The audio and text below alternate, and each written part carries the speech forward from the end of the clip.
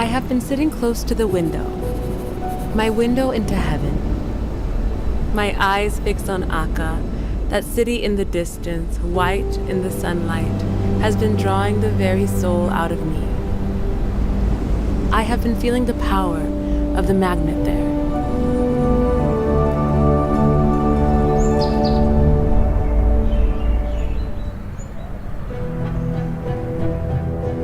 At Rizwan 2019, the Universal House of Justice recalled the moment when the beloved master was released from the confines of this world to rejoin his father in the retreats of celestial glory. The message stated that at the conclusion of his funeral in 1921, his mortal remains were laid to rest within the mausoleum of the Bab. However, it was envisaged by Shoghi Effendi that this would be a temporary arrangement. A shrine was to be erected of a character befitting the unique station of Abdu'l-Bahá.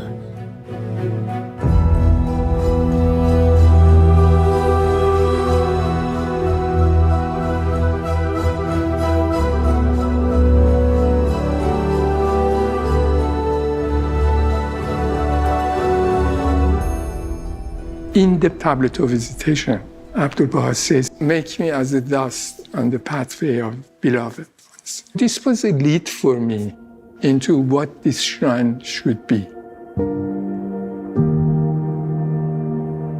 It is humble, and it has gone under the ground, and this makes it very unique to see the garden coming and combining with the building.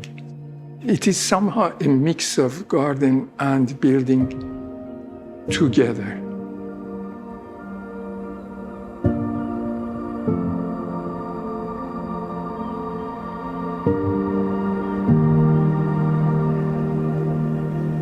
The site for the Shrine of Abdu'l-Bahá is adjacent to the Garden of Rizwan, which was prepared by Abdu'l-Bahá as a place where Baha'u'llah could find rest in the final years of a life that was largely spent in exile and incarceration. Abdu'l-Bahá would walk across the Firdaus Garden and the Ashraf Garden to the Garden of Rizwan to help with the development of that garden. So it's a special place. It's a holy place in and of itself, even before the shrine was built. Abdu'l-Bahá shared with a believer at the time that his wish would be to be buried under the sands between Haifa and Akka. So in between the most holy places of the Baha'i faith, the resting places of the twin manifestations, the Bab and Baha'u'llah. So it is on this path that the pilgrims would go.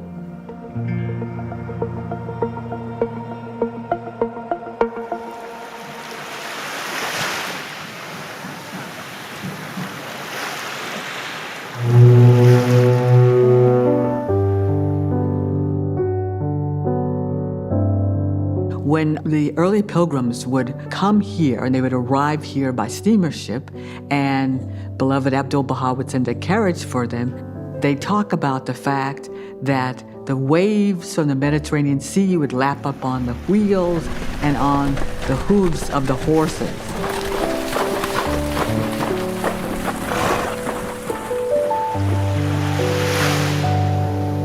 Because it was a path, the stand was packed down, and the carriage could actually go very close to the sea and be able to take them to meet beloved Abdu'l-Bahá. We drove along a wide, white beach. To our right, a long line of palm trees. Before us, its domes and flat roofs dazzling white beneath the deep blue sky. Akka, the holy city. When the pilgrims came, they were longing to meet their beloved. They were thinking about their beloved. One of the properties of this design is that it is well thought about the meditative path that you have to walk through in order to enter the shrine. The shrine of Abdu'l-Bahá is opposite to the Rizwan garden. And in between them, there is a path which has very tall trees on both sides. And in all these paths, there is nothing else to disturb your concentration and meditation about who you are going to meet, what was his attributes, and what you can learn from him.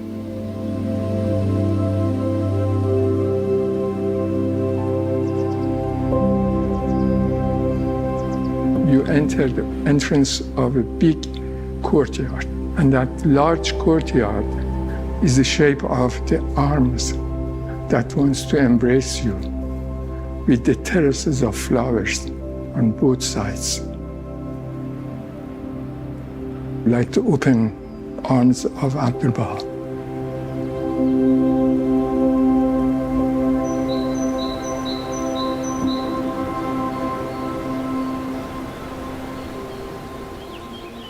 The construction of the shrine began immediately after the Universal House of Justice announced the project to the global Baha'i community.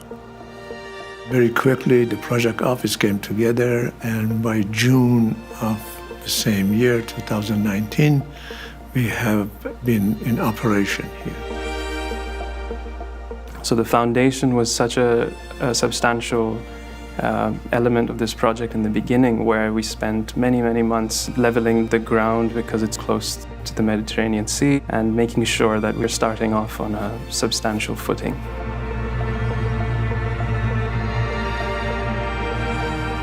Once that began, it was a very smooth process that we went from the base foundation up until the folded walls and the portal walls, preparing really for this ultimate milestone of casting the roof structure, which is the trellis, which is also a very complicated fabrication process of milling these large blocks of EPS into these curved surfaces that make up the geometry of the trellis.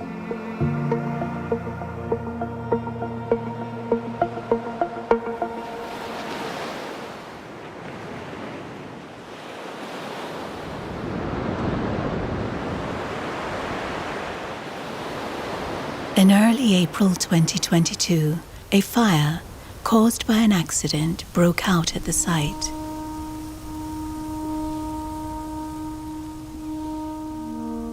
The morning of the fire, I remember we received an email from the general contractor, and the subject of the email was completion of the mold, and he was referring to the formwork for the trellis. And it was a huge milestone because this meant in a couple of months, we'd be ready to pour the trellis. 10 minutes later, we received the first photo of the fire.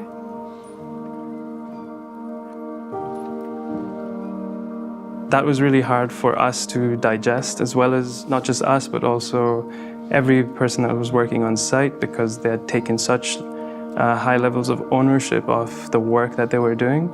And they were really partners with us. It's a testament to how much this project meant to everyone we work very closely with, how they understood the significance of being a part of such an amazing project and what this shrine means to the entire Baha'i world. And what came immediately to my heart, actually, was, well, Abdu'l-Bahá's built a shrine. He built the Shrine of the Bab. And he said, every stone of that building I have with infinite tears and at tremendous cost raised and placed into position. And somehow reminding myself of those words was an anchor. A few of the other local people who were standing around me, they were all sobbing and crying. The only thing was in my mind, what's going to happen after the fire? And what would be my first step after the smoke settled down? The next morning was a Saturday. 10 o'clock in the morning, we had a meeting in the office with the project manager, and I remember very, like it was yesterday, very vividly, he said, this was an event, it happened, we're gonna move forward. I think there were the two. Nothing here, so all the water.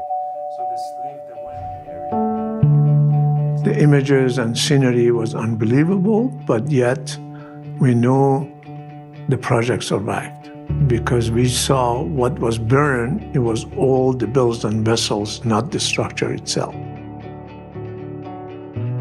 The first step we really had to take after the site was made safe was to collaborate with the government officials whose responsibility it was to ascertain the cause of the fire. Our priority was to see the neighbors and the people working there safe.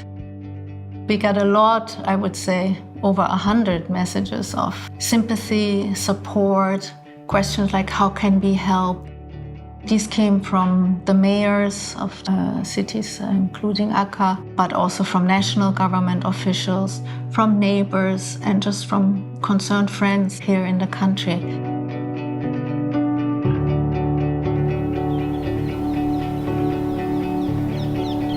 הצטערנו מאוד מאוד שזה קרה, זה היה קשה לראות את זה, ואני ידעתי שהם יתקנו את זה, ידעתי שהם יעשו את זה עוד יותר יפה ממה אבל באותו רגע הייתה תחושה מאוד מאוד קשה. עבדול-בהאה פעל פה מיד אחרי מלחמת העולם הראשונה. הוא היה פקטור מאוד מרכזי בשיתוף הרווחתי ובעזרה שלו לאנשים כדי פשוט להציל אותם מהרעב שהיה פה בארץ. והוא באמת ראוי למקדש שבונים לו. This scale of disaster, a lot of time make people give up, surrendered, frustrated, but not here, not here. It's a place with a very strong spirit here. كملنا بالمشروع لأنه إحنا لقينا صاحب المشروع عنده قوة وعنده معنويات عالية جدا اللي هو اثبت لنفسه واثبت لنا انه هو بده يكمل المشروع. احنا كلنا مع بعض احنا توحدنا وقمنا وكملنا المشروع وان شاء الله راح يكملوا للاخر. People believe in this. It was more than engineering. It was the soul behind the building, the shrine. I think it's very important project not only for the Baha'i. It's very important to all the close neighbors and all the city. Things don't go easy in life. You have to overcome a lot of obstacles and a lot of things that happen to you in the way. And I think this is a good sample that in the end of the day, when the shrine will be standing and beautiful and everybody will look, the spirit of not to give up is what makes this place so special.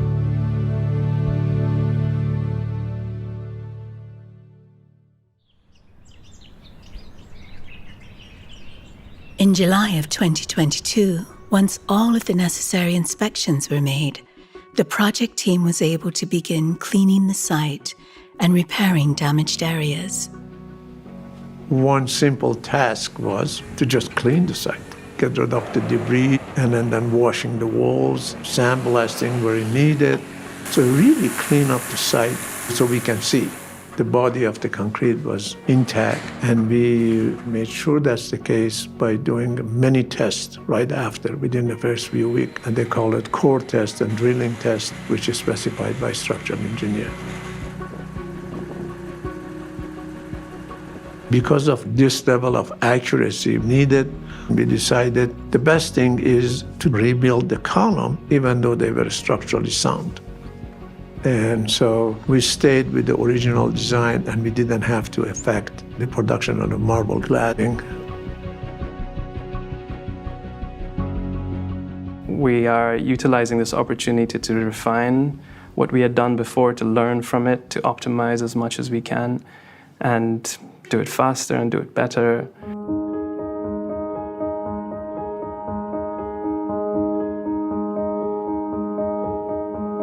While work to restore the site to its previous condition was underway, progress continued off-site. In Italy, the marble that will adorn the trellis was carved into intricate shapes. The amazing mock-up of one of the ribs of the project was constructed in Italy in Margraff's office. Mr. Amonat and Mr. Sahba had a long history with them. The seat of Universal House of Justice was fabricated in their factory. They have been involved off and on. They did the temple in Delhi.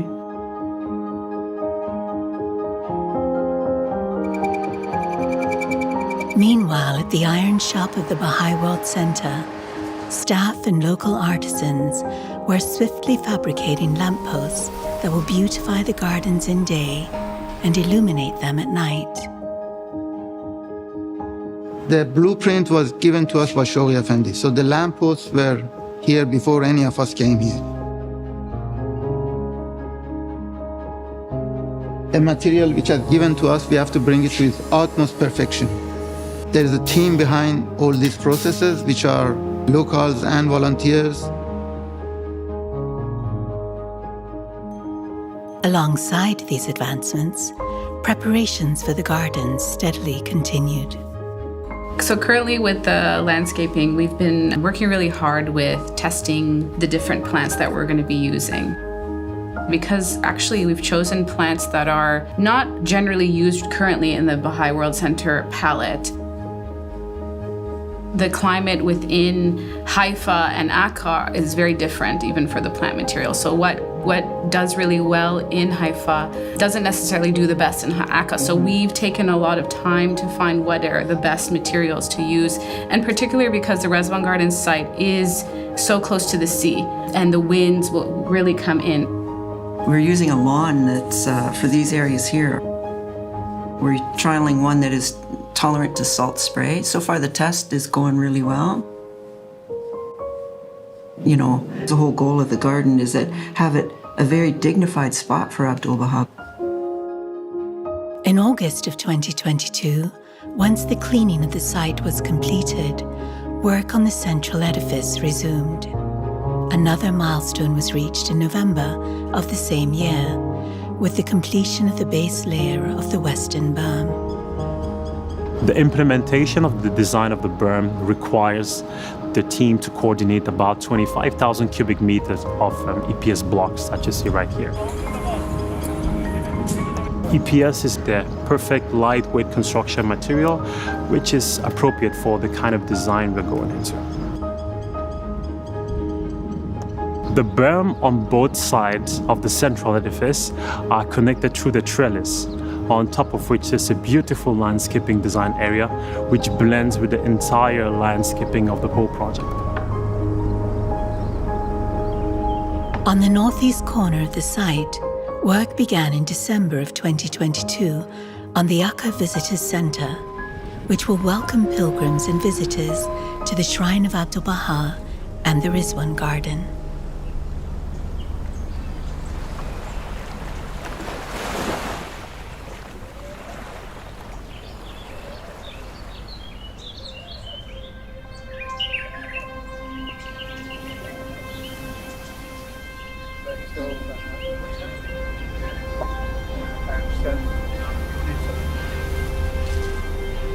This project is not being accomplished just through the effort of the people on site, but it's also through all of the efforts of the Baha'is around the world who are offering their support and prayers for its completion.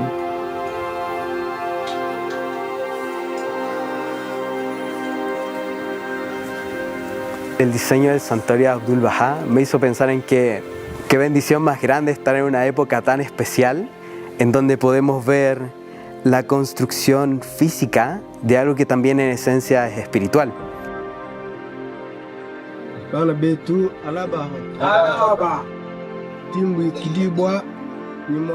When we reflect on Abdu'l-Bahā's life, it's a source of resilience and hope because we can see the influence of his unconditional love, its constant joy, and his commitment to service. Aí a gente sempre retorna para a figura de Abdu'l-Bahá. Se a gente sempre lembra desse exemplo, é mais fácil enxergar o final. C'est comme si il avait toujours les yeux fixés vers l'horizon, toujours les yeux fixés vers la destination. He would set a goal, and so all the winds that are blowing would not distract him from that goal. If we keep on reading the writings and following the footsteps of Abdu'l-Bahá, we are going to have this release of the society-building powers of the faith. Abdu'l-Bahā's life and his actions, they bring everything into focus. When you read stories about Abdu'l-Bahá, you read his words, his writings, it makes things clearer. It makes the path forward more available. Vous vivez tous dans le cœur d'Abdu'l-Bahá. C'est comme on est accompagnés à chaque instant. Quelle histoire d'amour unique et incroyable.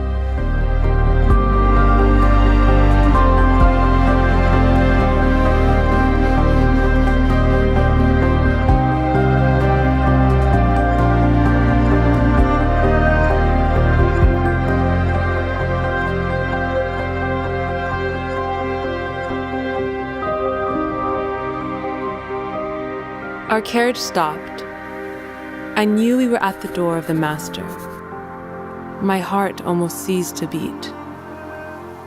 I felt we had arrived too soon, too suddenly, that I was too unprepared. "The master is in the garden," said a voice.